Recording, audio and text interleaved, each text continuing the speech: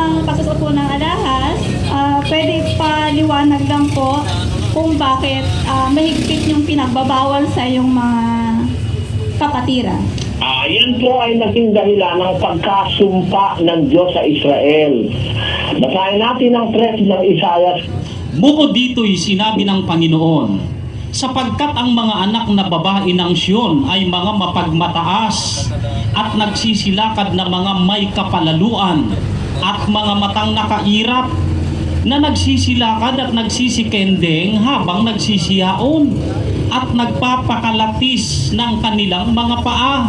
Kaya't papaglalangibin ng Panginoon ang baon ng ulo ng mga anak na babae ng Siyon at huhubdan ng Panginoon ang kanilang mga lihim na bahagi. Sa araw na yaon ay aalisin ng Panginoon ang kagayakan ng kanilang mga hiyas ng paa at ang mga hiyas ng ulo at ang mga pahiyas na may anyong kalahating buwan, ang mga hikaw at ang mga pulsera at ang mga lampong na pangmukha, ang mga laso ng buhok at ang mga kwinta sa bukong-bukong at ang mga pamigkis at ang mga sisidlan ng pabango at ang mga amuleto.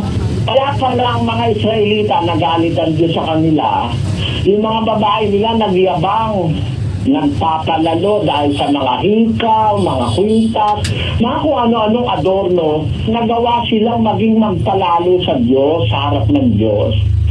Alam mo kasi ang naidudulot niyang mga alahas na yan, siyempre, display, you are proud, meron kang alahas, ikaw iba sa iba, status symbol.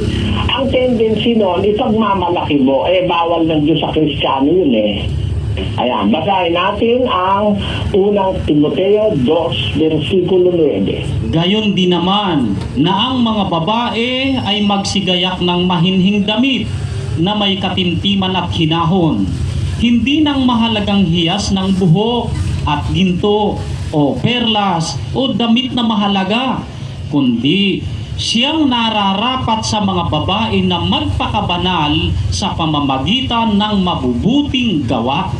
Ilokanungin mo nga yan, kapatid ng Ilocano, dyan sa 3:16 ng Isaiah.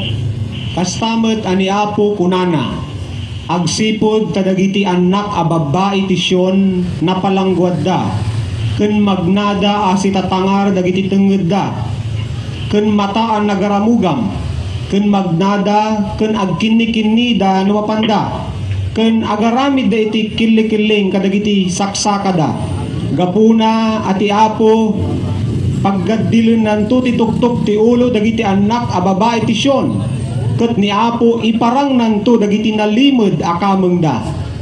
Iti daytang aldaw ti Apo ikkaten nanto ti kinaimnas dagiti ar-arkos dagiti saksakada, ken dagiti iniket nga uklop, ken dagiti sinangbulbulan, dagiti pendientes, ken dagiti pulseras, ken dagiti abungot ti rupa, dagiti dalungdong, ken dagiti kalangkang a maipay kadagiti pungupungwan ti saka, ken dagiti barikes, ken dagiti kahita ti bangbanglo, ken dagiti ananid. Ang sinasabi dyan, yung mga anak ni Israel nagpalalo dahil dyan sa mga alahas na yan. Paano yung pagpapalalo, kapatid? Anong tawag sa Ilocano ron? Kinapalangguad po. Nagpalangguad, ayun. Nagiging dahilan niya ng pagpapalalo, pagyayabang. Kaya pagdating sa bagong tipan, ang utos dun sa unang Timoteo 2:9, Kastamet dagiti babae agkausda tinaemma, nga agarkusda abuyogen tinakman ken saan a kinapalalo, saan a kadagiti buok a sinalapid ken balitok wenno perlas wenno pagan-anay anangina, no diket kadagiti naimbag nga aramid, kas may parbeng kadagiti babae nga agbibiyag iti kinasimpet. ayun. Kaya utos po ng Diyos yan sa bagong tipan. Galing yan sa Israel. Sila punong-puno ng alahas, pati ilong nilalagyan, pati taangan nilalagyan nila ng alahas nagpalalo sila sa Diyos. Pagdating ng bagong tipan, pinagbawal ng Diyos yan sa Kristiyana. Yan po ang batas ng Biblia. Sa amin po, basta bawal ng Diyos, kahit ayaw kayong umanib, wala kaming magagawa dahil yun ang nasa Biblia. Dapat kung susunod tayo sa Diyos, sundin natin siya ng buo. 2:11 ng Santiago. Sa Ilocano, Tati nagsao, di ka makikamalala, kinunanamot, di ka mamapatay, itangarod, no di ka makikamalala, ngem mamapatay ka, rumswa ka ang nagsalungasing itilintag. ayon. The one who said that thou shalt not commit adultery is the very God who said, do not kill.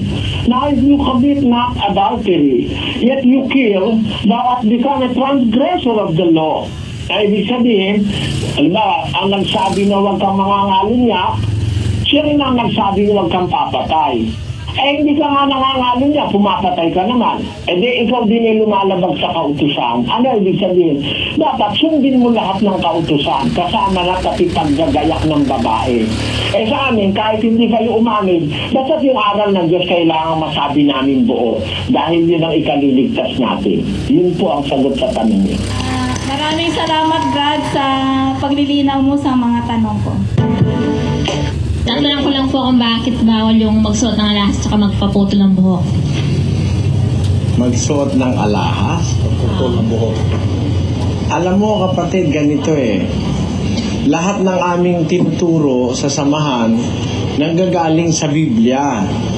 At ang Biblia, kahit sa Bibliang Katoliko, Bibliang Protestante, kahit anong Biblia, mababasa mo yon.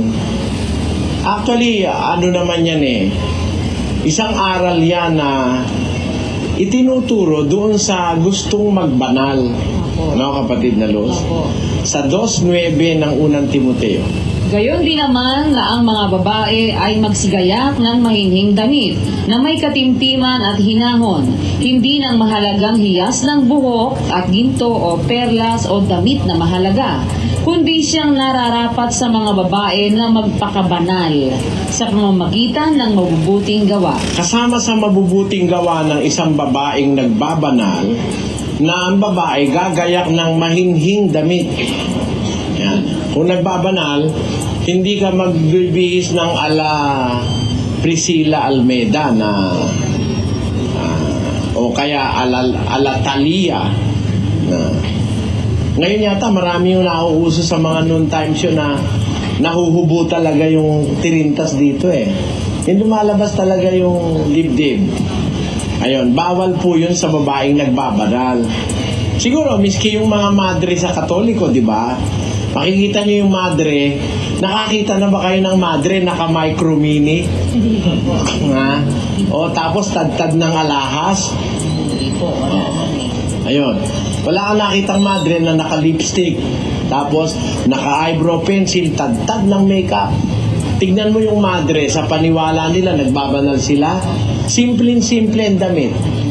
Yun ang sinasabi sa Biblia na gayon din naman ang wika, pakilagay sa screen, na ang mga babae ay magsigayak ng mahinhing damit na may katimtiman at hinahon, hindi ng mahahalagang hiyas ng buhok o perlas o damit na mahalaga. Meron kasing damit na pinalamutian ng katakot-takot na mga ginto-ginto bawal sa Kristiyano yun. At siguro kahit na hindi Kristiyano, nag-iisip ka lang, lalabas ka ng tad-tad ka ng adorno, baka hindi ka na makauwi ng buhay ngayon Lalo na kung mamamalengke ka, ang lalaki ng mga adorno mo, paghahablutin ka ng snatcher Siguro sa common sense na lang maiisip mo na sa panahong ito, hindi maganda yung maraming ganung burlolo no? Pero sabi ng Biblia, utos kasi yan ng bagong tipan na ang babae gagayak ng mahinhing damit, may katimtiman, mahinahon, hindi yung mga hiyas-hiyas ng buhok o ginto o perlas o damit na mahalaga, kundi siyang nararapat sa babae ang magpakabanal sa pamamagitan ng mga mabubuting gawa. Yun ang sinasabi kasi ng Biblia, kapatid. Hindi namin utos yun, utos ng Biblia. Okay, thank you. Pag ang lalaki mahaba ang buhok, mahalay sa kanya. Kaya nga kami, bawal sa amin yung mga lalaki naka-ponytail eh. Bawal yun eh. Okay, sabi ni Kristo sa pamamagitan ni San Pablo na mahalay sa lalaki ang mahaba ang buhok. Sabi ng Biblia. Ngayon, anong sabi? Datapwat kung ang babae ang may mahabang buhok, isang kapurihan niya, sapagkat ang buhok binigay sa kanyang pinakalambong. Kaya sa Iglesia ng Diyos, sa amin kapatid, ang pinakalambong ng mga babae yung kanilang mahabang buhok. Kasi utos ng Diyos na ang babae pag nananalangin may lambong. Ang lambong hindi yung tela, kundi yung mahabang buhok. Pakinggan mo sa 11:4 hanggang 5 ng unang Korinto. Ang bawat lalaking nananalangin o nanghuhula na may takip ang ulo ay niwawala ng puri ang kanyang ulo. Datapwat ang bawat babaeng nananalangin o nanghuhula na walang lambong ang kanyang ulo, niwawala ng puri ang kanyang ulo. Kita mo, kailangan pala pag lalaki na nanalangin, dapat walang lambong. Pero pag babae na nanalangin, ay may lambong dapat. Ang lambong na tinutukoy sa babae, yung mahabang buhok. Yun ang kanyang pinakalambong.